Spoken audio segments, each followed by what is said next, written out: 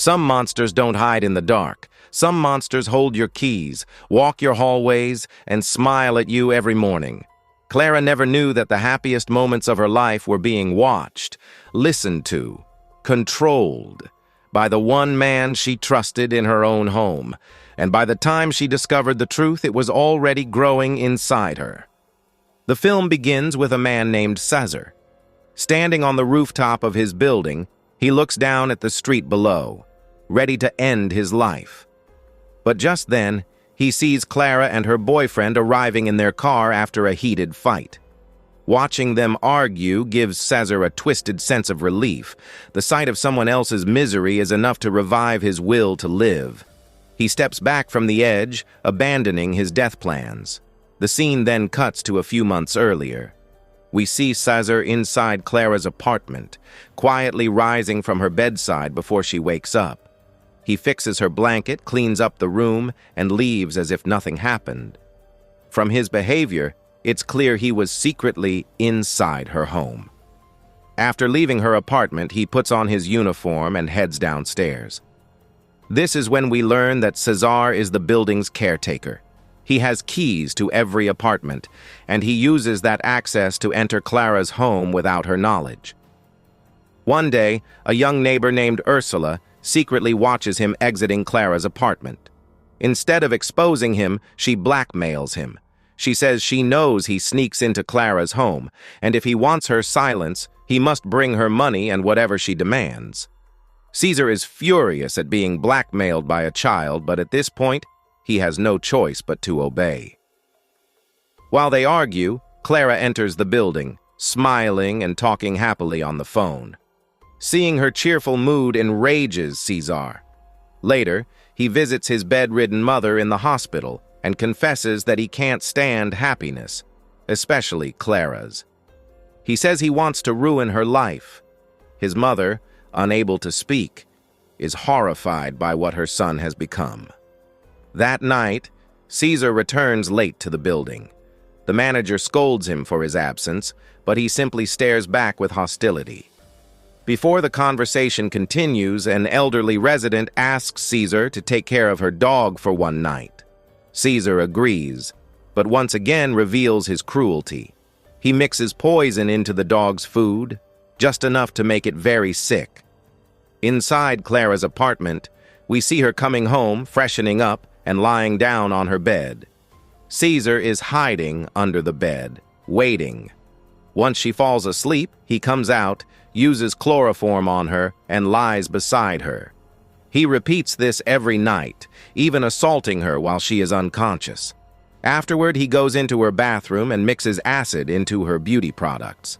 As he prepares to leave, he sees a picture of Clara and her boyfriend looking happy, which further angers him. When he exits the apartment, Ursula is there again, demanding more favors. This time she wants him to buy adult movies for her. The next morning, the old lady takes her sick dog to the vet. On the way, she meets Cesar, and he says something so disturbing that she breaks down in tears. Clara also heads downstairs to leave for work. She stops at Cesar's desk to greet him, and he studies her face, expecting the acid to have caused damage. But her skin appears fine, and this disappoints him. Clara leaves, still cheerful. The following day, Ursula demands more money. Cesar returns to the hospital, frustrated, and tells his mother that nothing seems to make Clara unhappy. His mother grows more distressed with every visit. Later, Cesar triggers a fight between a woman and her son in the building. Seeing the child upset brings him satisfaction. As night falls, he returns to Clara's apartment, repeating his routine. After knocking her unconscious, he pours acid onto a watch that belonged to Clara's mother, hoping it will upset her deeply. The next morning, Clara notices a rash on her face from the acid-infused products, but she ignores it and prepares for work. When she greets Cesar, he insults her dress. She laughs off the comment, which infuriates him even more. In anger, he increases the chemical concentration in her products and writes an anonymous threatening letter meant to disturb her. Every night, Cesar proudly recounts his tormenting tactics to his mother, who sinks deeper into despair. Soon, Cesar releases cockroaches inside Clara's apartment. Horrified, she asks him to spray pesticide the next day. While they talk, Ursula tries to warn Clara that Caesar is behind everything, but Clara doesn't understand her hints. In the elevator, Caesar casually asks Clara about the disturbing letter she received, revealing he somehow knows about it. Clara becomes visibly uneasy, suspecting him. Later, he visits his mother again and says Clara keeps becoming happier despite everything, and now he plans to show his true colors. The next day, while spraying pesticide in Clara's apartment, the building manager confronts him about repeated complaints and warns him that he could lose his job. Meanwhile, the police arrive because many residents have received threatening letters traced back to this building. During questioning, Caesar cleverly blames a mother and son who previously had minor offenses, providing evidence against them. They are arrested, and Caesar is thrilled. He returns to his mother and tells her he is finally ready to do something big. He gathers handcuffs, rope, scissors, and a knife, all pointing to a murderous plan. He hides inside Clara's apartment and waits. Clara arrives late with her boyfriend, which enrages him further.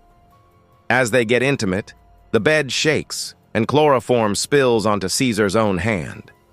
Realizing he will faint, he slips out from under the bed and hides behind a door. The scene cuts, and we understand he passed out in the bathroom. When he wakes, Clara and her boyfriend are both ill and dizzy. Clara collapses, and her boyfriend finds Caesar's strange bag under the bed. Just as he inspects it, Caesar tries to sneak away, but the boyfriend catches him. Caesar claims he came to retrieve items he forgot while spraying pesticide. The boyfriend, suspicious, confronts him and nearly attacks him, but Clara stops him. Caesar grabs his bag and leaves, but his problems escalate. The manager and a senior officer give him a 15-day notice. He has been fired. The elderly lady tries to console Caesar, but he responds with cruelty, making her cry. Moments later, he sees Clara and her boyfriend happily leaving for a weekend trip. His anger peaks. Everything he has done has only made Clara stronger. As he prepares to leave the building forever, he decides to end his own life and goes to the rooftop. But at the last second, he sees Clara and her boyfriend return, angry and arguing. This gives Caesar new hope. He abandons his suicide attempt. Inside the apartment, Clara and her boyfriend argue because Clara is pregnant, and neither knows how it happened. Caesar hears everything from under the bed. After they sleep, he chloroforms them both and lies beside Clara, delighted that she is now distressed. He leaves before dawn, but intentionally leaves small clues behind. Clara's boyfriend realizes Caesar has been assaulting Clara for months. Knowing the truth would devastate her, he decides to confront Caesar privately.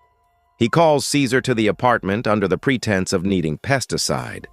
When Caesar arrives, the boyfriend questions him. Caesar pretends to be innocent, but the man punches him. In rage, Caesar pulls out a knife and kills him. Wearing gloves, he leaves no fingerprints. He places the knife in the boyfriend's hand to stage a suicide and hides the body in the bathtub. After cleaning up every trace, he escapes. 2 days later, the police arrive and find the body.